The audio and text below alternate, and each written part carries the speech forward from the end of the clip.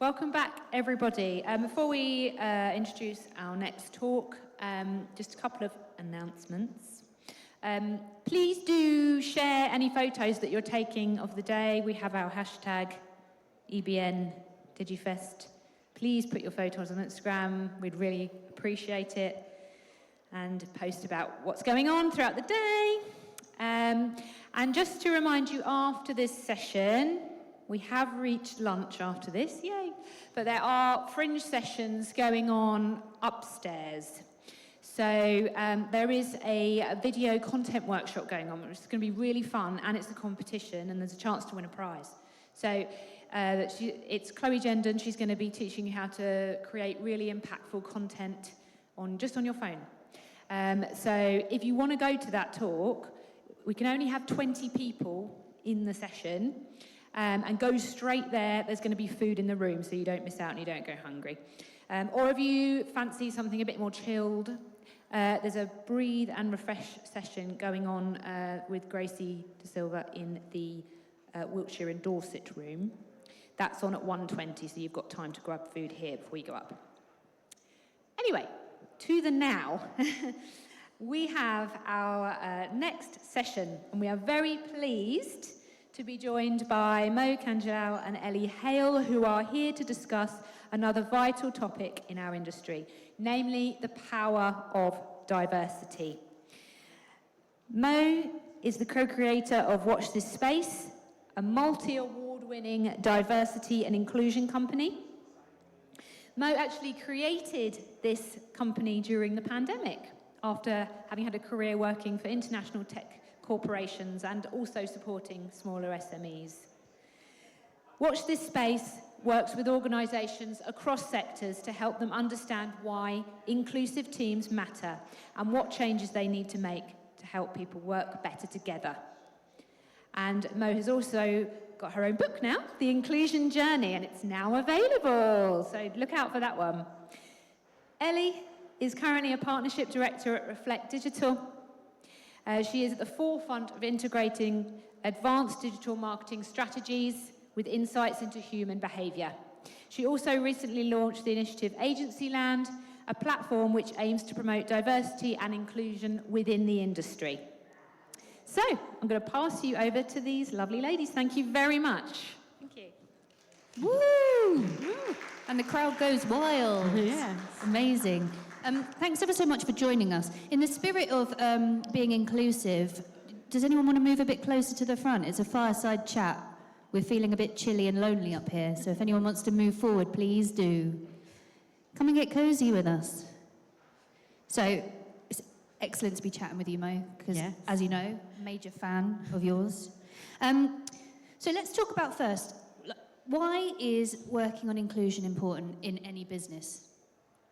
So that question has a kind of two-part answer in that we want to live in a world where people feel included, where people can pursue the careers they want to, can address the challenges that they want to, and solve the problems that they want to. So those are the kind of ideas around why it's important. But actually, it's important for so many other reasons too. There's tons of research. Dan Warman, if you were in his session, had some of the stats on the screen. But there's government-funded research, there's education, university research, there's management consultant research, tons of books written about it that show that actually you need inclusive teams to drive innovation, to help people to feel included in workplaces so that they're happy, for productivity. You know, it's just the right thing to do. So it baffles me that we're still so far behind. Do you think that one of the major problems is that businesses, especially in the tech digital space, we think we're being inclusive, but we're not really? Yeah, so there are known problems. So there are, as we know, in tech industries, there are less women in tech organisations, for example. But it's not just about women in tech. There's so many different things to think about. There's different ethnicities, neurodiversity, socioeconomic, you know, who's actually enabled to work in different industries. There's age discrimination to think about. There's so many different things. So I think people think they're working on one area of this. Oh, look, we're doing great things. But actually, there's so much to think about to really create an inclusive organisation. I want to ask you what you think about the phrase, I just hire the best people for the job. If I had £1 for the amount of times people have said that to me, what always baffles me about that is what they're really saying is, so you think the best person for the job is someone very similar to everyone you've already got, actually, and you think someone different is going to be less able to do the job. That's what I hear when people say that. When actually so many different people can be brilliant in tech careers. It's not just about the people who fit with what you already have. It's who brings something different, who has different skills, who might not have exactly the same degree as everybody else in your company, but they could bring so many different perspectives and ideas. So I think it's about thinking about it differently and not thinking that because someone's different to other people that they're going to be less somehow. Actually, they're going to add a lot.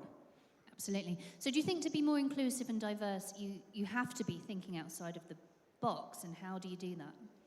Yeah, so you need to think about all of the different ways in which you want to include people and who you want to include. So we always say bring it back to data. Do some work looking at who you have included in your company, in your organisation, in how you reach out to people, in the communications that you create. Do a bit of work looking at that. And that doesn't have to be some big expensive piece of work. That can be quite simple. You know, get a spreadsheet and do some work on that. Because it's something that we really believe in, we've also got a free benchmarking tool that's on our website that you can just fill in, that will just give an initial idea of where you are now. Because often we get loads of requests from companies that say, we need to do unconscious bias training, and we say, that's great, we can do that, but actually, should we just have a look at your company and see like where your gaps are, where your challenges are, a bit about your data before we leap into subject areas, which might be the right ones to start with, but it could be that there's other areas too. So it's about really getting an idea of what you want to address and what you want to work on.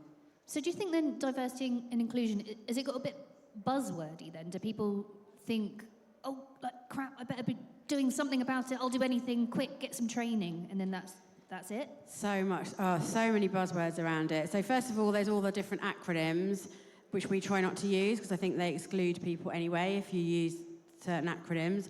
So there's all of that, and then there's lots of buzzwords around it. There's an awareness day for everything, and so people get a bit scared, I think, and feel like they need to do something about it. So this month is Black History Month. We had a ton of companies that messaged us last week to say, it's Black History Month, we need to do something. And we're like, okay, do you not think it's a bit late to be thinking about this now?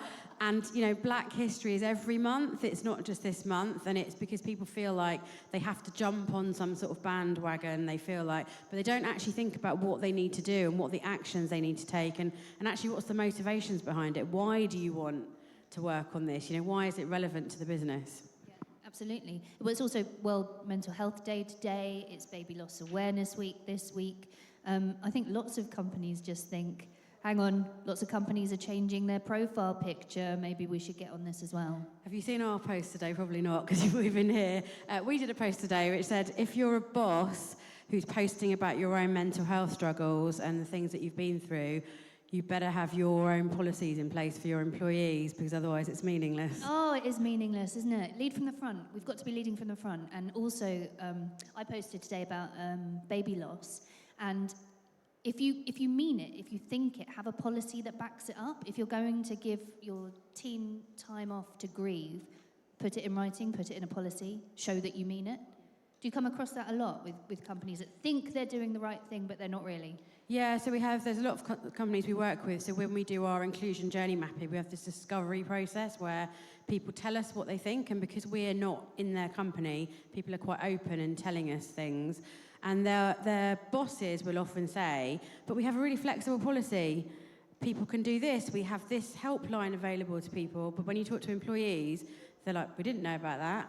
We didn't know anything about it. And so there's a real gap in what actually happens in organisations. And it's one thing to say, yes, we're a really flexible employer, but it's another one to actually enable people to make their own decisions about where they work and when they work and how they work. Yeah, it's all right having an employee assistance programme or a helpline people can call, but if they don't feel they can call, or if they think they're going to be discriminated against because they're struggling with their mental health, then that's not an inclusive work environment, right? Yeah, exactly. And actually, so being World Mental Health Day, it's a good example where there are lots of employers that have something in place for mental health support, but it might be that they have a subscription to an app, or sometimes they have support available, but a lot of the time the employees are like, actually what I need is some time and space and some help with who I can talk to and some understanding from my employer about, issues I'm facing. So it's not always tangible what's actually going on at sort of leadership level and what's happening with employees.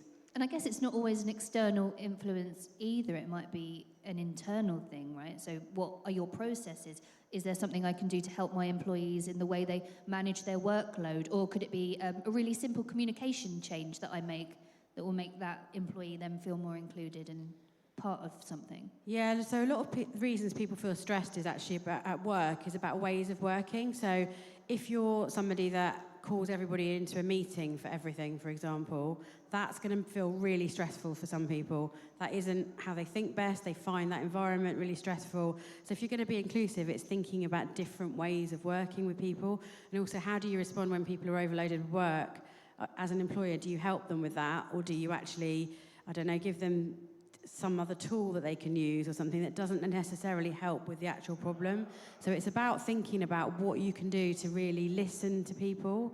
And so again, a lot of the work we do is we say to employers, are you really listening to what employees are saying? Because often there's a real disconnect between that. Yeah, I can well believe that. So what would you say to a tech or a digital business that's doing really well, is really successful, revenue's great, and perhaps they are an all-white male team? They're doing great, right? So that's fine.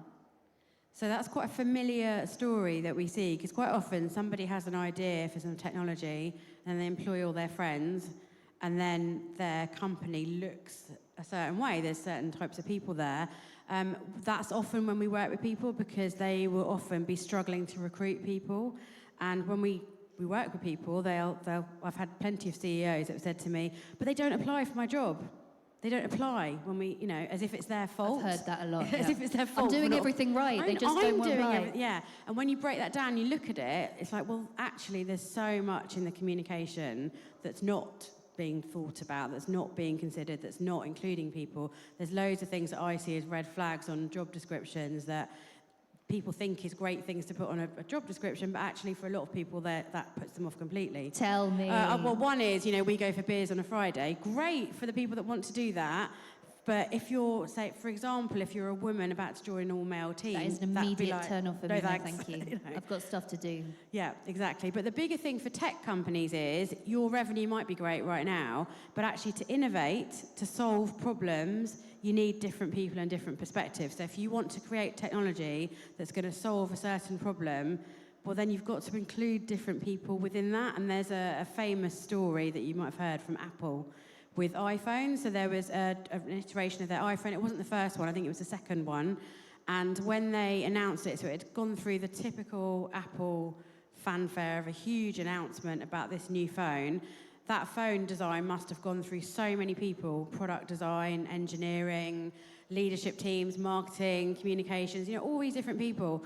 When the phone came out to market, it was too big for women's hands. And so they'd forgotten about 50% of the market that they wanted to sell this phone to. And it's quite a famous story that's often shared, because it just shows you that if you don't think about these things, this is what happens. And when I read that story, I often think, actually, there probably were people there that said, hello, I think the phone might be too big, but they weren't listened to. Because it's not just enough to have people in your organisation who are different. You've got to actually listen to what they're saying as well. Absolutely. You can't see it from other people's lenses. And I think if you pretend to, that's when your company is at risk of being inauthentic. Yeah, exactly. And people can see through that as well. So, there's loads of employers as well that maybe recruit one person who's different and think they fixed everything. I've had jobs where I've very early on in my employment had people say, can we take a photo of you to put on the website? Because we're diverse. I'm going to tick some diversity boxes. And people don't want to be hired just because of their demographic data. People want to be hired because they're going to be really good at the job and they want to feel like they can contribute. So there's a lot to think about for employers in what they're actually doing.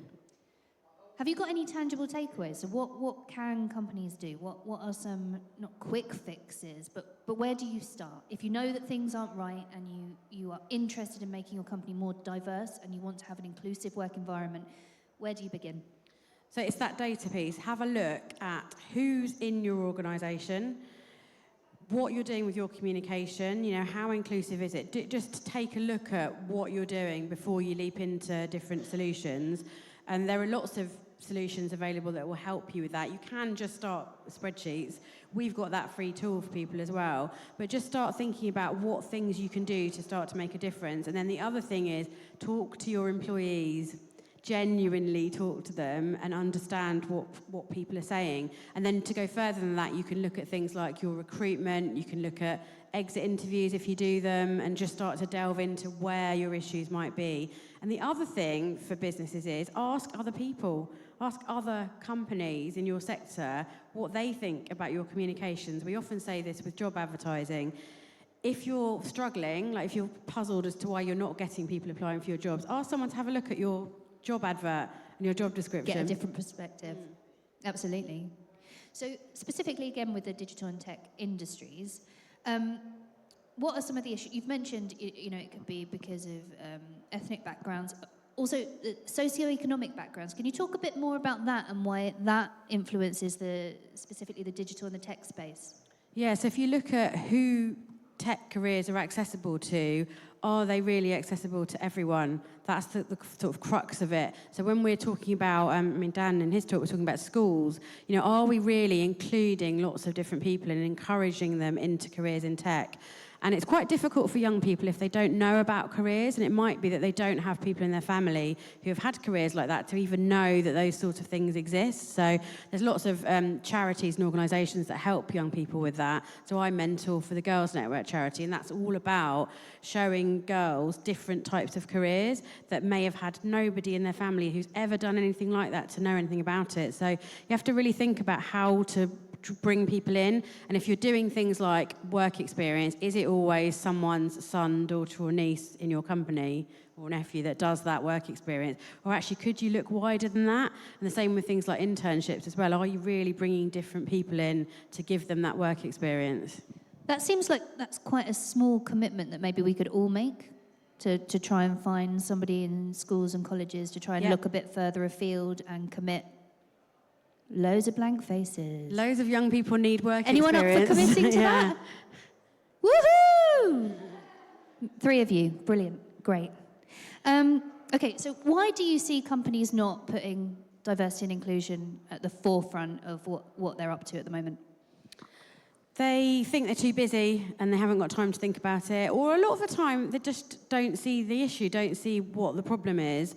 So we have a slide I sometimes use when I do talks, which says, are you struggling with recruitment, retention, problem solving, new ideas, productivity? Are these the types of things you're struggling with? Because if you are, this is all what diversity and inclusion is all about, but people don't think it is. They think it's something different and something separate, but it's actually core to your strategy and what you're working on. It has to be connected and it's central to what you're doing. So I think it's that people maybe somehow think it's not something that concerns them. I guess also people just know their own lived experience, don't they? So if it's not ever affected you, if you've not been a victim of discrimination, for example, if you've not ever felt you couldn't get a job because of where you came from or who you are, you're not going to see that there's an issue. I know personally, I hadn't understood that maternity discrimination is still such a real and prevalent thing until I had children myself. And then you start talking to women and realise that there are a lot of women that are got rid of because they've had a child, because they've gone on maternity leave, which is absolutely despicable. But you don't know that, right, until you start having the conversations, and you can't have the conversations because women tend to be bound by NDAs. So can you talk to me a bit about that? Oh yes, for sure. So the stat is 54,000 women a year lose their jobs through maternity discrimination. So it's shocking. So many of my friends have had this happen to them. So they've one example of a friend of mine, she had a really successful career in London, senior leadership role, had her first child, and things were not great. They were trying to push her out of the organisation, had her second child, and she was effectively managed out of the organisation from being their top person because the employer just couldn't accept that she had children and had different priorities, and she was still doing the job, but that's what happens. And usually those employers do it through they follow the process. So actually, there's not something people can do something about. And I also know so many women this has happened to, where they're having to deal with this with a newborn baby. And at that point, having to think about this, if someone then says to you, here's some money if you sign this and don't talk about it again, that's often the choice people make. So it's really frustrating because we don't get to hear about it. Is it 3 months you have to bring a discrimination claim? Yeah, 3 months. So it's really frustrating because we have the data to show people have lost their jobs through this, but we don't have the stories, and we can't always talk about it openly because actually these women are silenced by their employers. So it's really shocking. And if what are we saying about society if we're saying we can't accommodate women in the workplace that have children? But we're only 50% of the population, so... Yeah, so we don't have phones that we can use. If women have children, they're not going to be accommodated in the workplace. Other stats, I've got loads of boring stats I can do. But the other one is the stats. The stats are important. It's the data, right? Yeah, the other one is women are interrupted 50% of the time, and actually during COVID, with the increase in video meetings, that stat went up because actually in video meetings it's even harder to sort of make your voice heard. So women get interrupted all the time, and there are some great ways to really resolve that and work around it. So in the Obama administration, they had this thing called shine theory, which is that if you see anybody has been interrupted in a meeting, everyone's responsible for doing that. You bring the attention back to that person and say, actually, she was interrupted. Yeah. I love that. We often recommend that but we say to people, you don't have to have tons of complicated processes. Simple things like that will really make a difference because people just get interrupted all the time. It's making sure that, even your quietest person's heard, right? Yeah, and not doing everything in a meeting is the other one as well, because actually there are some people who will never tell you what they think in a meeting, and they could be the one with the $1 million idea. So you've got to think about how you're going to bring them in to conversations and enable them to contribute. It's all about diversity of thought, isn't it? It really is, yeah. So was there anything else that you wanted to add? Any really pressing things that you think people need to know? So I'm all about taking action. So I would say for everyone here, think about one thing that you could do differently, because there's always something people can do, whether it's adding subtitles to videos, whether it's asking someone else to read your job advertising to see what they think, whether it's listening to an employee. Just go away from this with one action that you're going to take as a result of this. And if you can't think of an action, buy our book. It's called the Inclusion Journey, and it's out now. What was that book called, Mo? It's called The Inclusion Journey. That sounds amazing. Brilliant. Are there any questions for Mo about diversity and inclusion? What was that?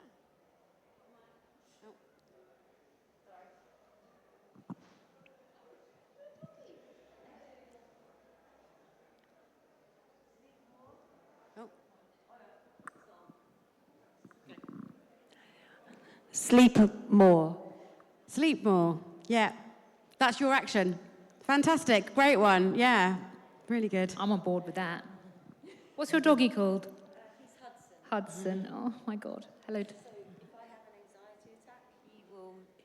So if I have an anxiety attack, he will let me know that something's going wrong, and then I call Annie. Yeah. Amazing. Hello, Thanks. Hudson. Any other questions? Hold on 1 minute. Oh, hang on. Whoa. When you're growing and employing people, you've got a blank slate, how do you try and set the culture from the off, knowing that you've got all your unconscious biases in play? Actually, you have a great opportunity when you're small because you can set things up how you want it to be. So with each hire, just think about bringing in different people and different ideas and enable people from the start to tell you what works for them and how they work. So you can be as flexible as you like, really, as a small employer. So think about how you can build those things in early. So then as you grow, that's the culture. I love that. I should probably just buy your book. You really should. What was that book called? The Inclusion Journey. Any other questions or thoughts, reflections? Is this new stuff for you all, or is this stuff that you already care about and you're working on?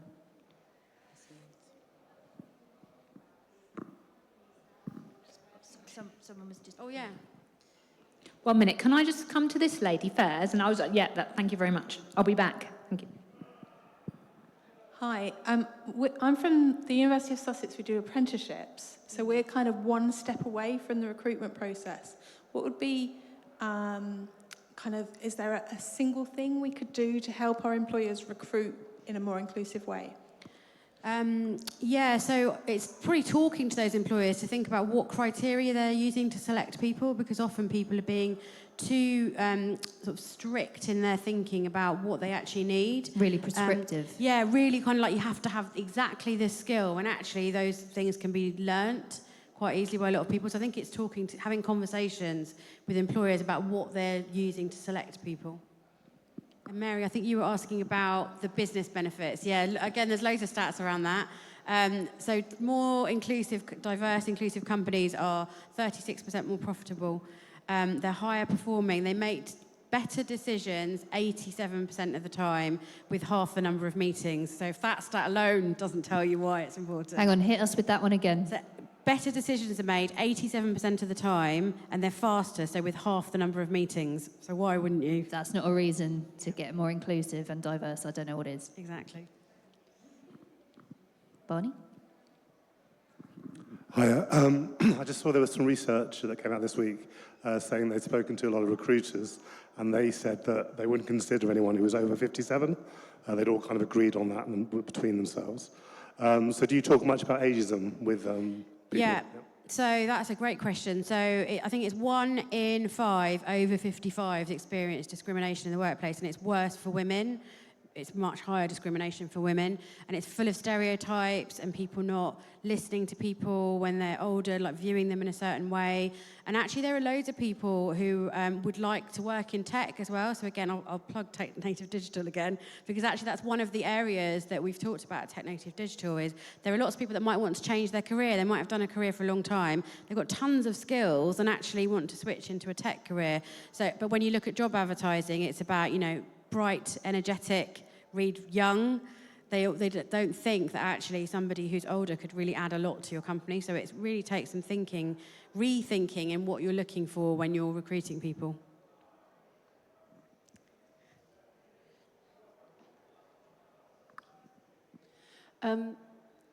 So I think I've experienced a lot of stuff that you've experienced as well.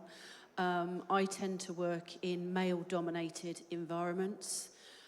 There are a lot of suits around, they have an opinion, and quite often you are the lone female voice in the room. And it's really challenging sometimes to be able to step up and say, hold on a minute, I was speaking, or hold on a minute, I've got a point to make. So how would you recommend that, for argument's sake, the single white female, or the single brown female, or anyone who is slightly different from the rest of the boardroom, how would you recommend that they seed in this thought process without offending the rest of the boardroom, so to speak? Because that's one thing that I found really challenging over the years. That's a great one. Yeah. So that's another one that we see a lot, where it's a board perhaps that are trying to recruit, and they say, but we really want to recruit a woman or a person of colour, without thinking about what the experience will be like for that person to be the only one joining that organisation, because it's hard to do that. Most of my career I've been the one that's different, and it's really hard to speak up because you get labelled as bossy, difficult, aggressive, I wish you'd shut up sometimes, that kind of thing, because you say something different. It's not assertive, is it? It's a negative. Yeah, it's seen that way. So if you really want to recruit different people, you have to think about the environment that you're creating for that and how you're going to really listen to different perspectives and ideas. Because another stat is that there's 19% more innovation from diverse teams. That isn't just going to happen. It's not just going to happen by assembling some different people. Those people have to feel like they can say, what about this? I don't agree. I think it should be like this. Have we considered this? So people have to think about that, and that they often don't think about that. So there's people that I've seen that join organisations and they leave quite quickly because it's not actually inclusive when they join.